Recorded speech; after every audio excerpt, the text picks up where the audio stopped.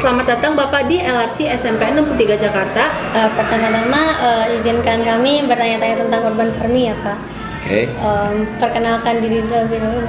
Baik, terima kasih ya pembawa acara. Siapa namanya? Evelyn dan Monica. Ya, saya di sini sebagai PLT Kasat Lab di 63 ya sejak 1 September 2025. Jadi belum lama ya. September atau November. 3 bulan ya, kurang lebih ya. Yang jabatan sekarang di SMP 22. Ya, itu sekilas. Sebelumnya di SMP 101 Jakarta Barat. Itu sedikit tentang latar belakang. Oke. Terima kasih Pak. Ya. Pak, izinkan kami untuk menanyakan program-program Bapak itu apa saja? Program banyak ya, tapi yang saya garis bawahi di sini itu sudah ada greenhouse. Dari greenhouse, kemudian kemarin kan ada pencanangan urban farming oleh Kepala Dinas Bu Nahdiana. Sudah diikuti oleh semua SMP di Jakarta. Jadi ini harus kita tindak lanjuti, bukan hanya acara seremonial, bukan hanya upacara, tapi harus ada kelanjutannya dan melibatkan seluruh peserta didik. Ya, kemudian yang tertarik nanti akan kita lihat berapa orang yang kira-kira punya minat yang besar terhadap urban farming. Jadi saya sudah hadir ke sini beberapa tahun yang lalu dan sudah menganalisis kekuatan yang ada di sini. Itu greenhouse sudah banyak perubahan. Saya lihat pertama saya lihat itu atapnya itu terlalu gelap. Kemudian saya bilang kepada bagian sarpras, Ibu Diah kan ya. Iya. Bu, ini harus dibikin terang karena sinar matahari kurang masuk ya. Kemudian bawahnya juga banyak kotor-kotor, kemarin sudah dibersihkan, sudah dicat ya, sudah tampak lebih bagus hari ini. Kemudian di area tempat nongkrong tuh. Iya. Nah, itu kan sudah ada para-paranya.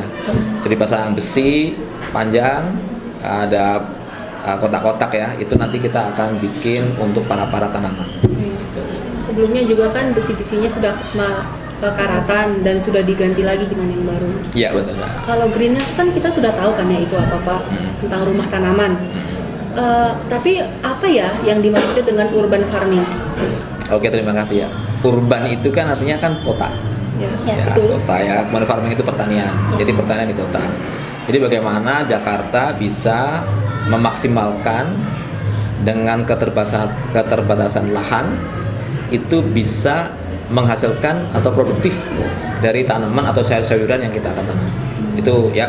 Saya tiap hari jalan dari MRT dari Lebak Bulus ke kota. Itu di sepanjang jalan itu punya banyak rooftop yang potensial banget. Paparan sinar matahari di kita di negara tropis itu 12 jam sehari. Ya.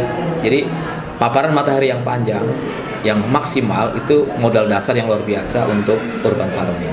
Nah, ini belum dimanfaatkan dengan baik. Nah, dari greenhouse yang ada nanti kita akan maksimalkan. Sebelumnya impact tentang urban farming itu apa sih Pak? Ada impact atau manfaatnya banyak ya. Yang pertama sih kita kan negara agraris ya. Anak-anak kita SMP, SMA bahkan mungkin nggak tahu seperti apa bentuk pohon kacang panjang seperti apa mungkin belum tahu. Dia makan kacang panjang, dia makan kacang tanah, tapi dia belum tentu tahu pohonnya ya. Jadi ya udah tahu belum?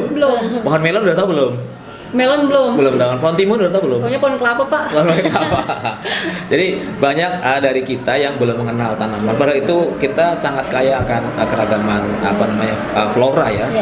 Jadi itu bagian dari kewajiban kita sebagai di lembaga pendidikan untuk mengenalkan kepada peserta didik tentang ragam tanaman. Dan itu bisa menghasilkan. Bayangkan dengan pot yang kecil-kecil ya, dengan galon misalnya, itu bisa mengurangi biaya orang tua kita untuk belanja. Misalnya kita tanam kangkung bisa tanam kangkung clay juga bisa kan Pak? Ya? Dari clay itu apa namanya? Kayak tanah liat. Oh, bisa. Yang penting nanti kita akan sampaikan atau pembelajarannya tentang bagaimana membuat media, bagaimana pengairannya atau penyiramannya, kemudian tanaman apa yang cocok kira-kira yang mudah, yang cepat menghasilkan, dan itu nanti akan menjadi ya mudah-mudahan dengan lahan yang sempit dan produktif, maka bahkan akan banyak yang tertarik dari guru maupun dari siswa itu. Selain itu, upaya-upaya yang dapat kita lakukan sebagai murid yang gampang dilakukan setiap hari itu apa saja ya Pak untuk melakukan urban farming tersebut? Baik, yang pertama kita harus kasih contoh ya. Jadi saya berkewajiban juga nih, karena saya sudah meminta kepada Sarapras untuk menyiapkan tempat itu, saya juga berkewajiban untuk mewujudkan itu. Jadi kita harus mulai. Saya akan coba berkolaborasi dengan wakil kesiswaan, dengan sarana prasarana agar bisa memulai menanam, memberdayakan anak-anak. Kemudian mungkin ada gerakan nanti harus kumpulin galon berapa, kita akan tanam, kita akan rapatkan, akan kita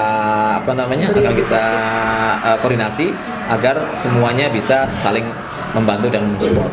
Oke. Tapi sebelumnya itu anak-anak pasti tentunya akan diberikan edukasi tentang apa itu urban farming kan? Ya, betul, ya harus ya. Pengalaman saya di SMP atau di SD beberapa tempat yang lain, saya juga termasuk yang dipanggil gitu ya, dipanggil untuk memberikan pencerahan tentang urban farming. Kalau mereka udah siap, ya kita akan siap masuk lebih jauh lagi. Ya karena itu bertahap, ini bertahap. Mungkin orangnya tidak tertarik, tapi begitu lihat hasilnya, wah kok begini ya, kok ternyata bisa ya. Nah itu nanti mereka bisa lebih tertarik gitu. Bapak yakin nggak sih kalau misalnya urban farming itu bakal bisa mengubah hidup anak-anak? Kita harus yakin, dan itu adalah jembatan untuk menuju pola hidup sehat. Itu yang penting kan. Jadi gizi kita seimbang, nanti yang dimakan kita yang sehat. Kita akan mencoba untuk memperbanyak real food, ya, makanan-makanan yang konkret, bukan ultra proses, bukan makanan maaf ya, misalnya kayak makanan olahan yang luar biasa, yang itu menjadi mengganggu kesehatan kita. Tapi kalau makanan-makanan yang real food, misalnya kayak buah, yang kita makan buah, bukan yang sudah kemasan, itu jauh lebih menyehatkan bagi tubuh kita. Nanti endingnya akan ke sana. Nah kita perlu perkenalkan. Kita perkenalkan.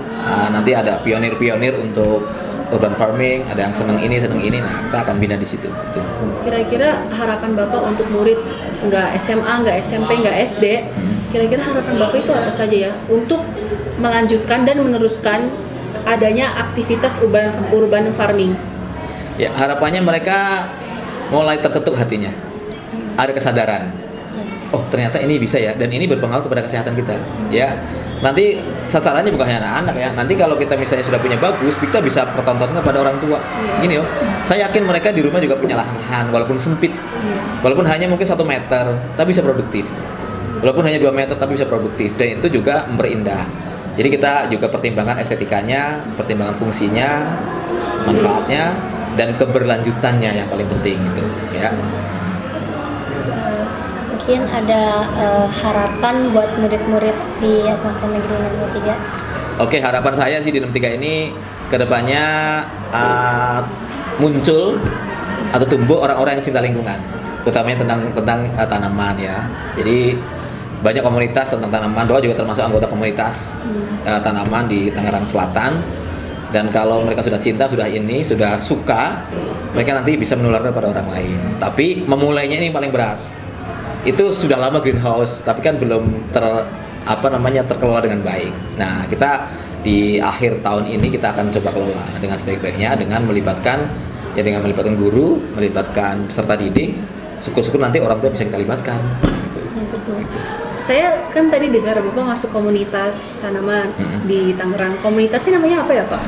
Saya komunitas Anggur Tangerang Selatan, KAT namanya. Kenapa bisa komunitas anggur, Pak? Anggur itu tanaman yang susah, sulit, stepnya banyak, prasyaratnya banyak, makanya di situ orang berkumpul untuk belajar. Jadi orang di situ berkumpul untuk belajar, untuk berbagi pengalaman. Kalau dalam bahasa kita namanya berbagi praktik baik. Kan namanya anggur. Dan Bapak punya tanaman anggur nggak? Di rumah ada tanaman anggur. Silakan kalau mau ke rumah mau petik anggur silakan. Boleh. Mau petik melon di rumah ada, mau petik anggur ada, silakan ke rumah. Kalau boleh bagi bibitnya Pak. Sudah itu aja Pak yang ingin kita pertanyakan. Saya juga berharap semoga anak-anak SMPN bukan 63 saja tapi seluruh di Indonesia kesadarannya lebih meninggi untuk adanya urban farming tersebut. Sekian dari kami, terima kasih Pak atas waktunya. Terima kasih.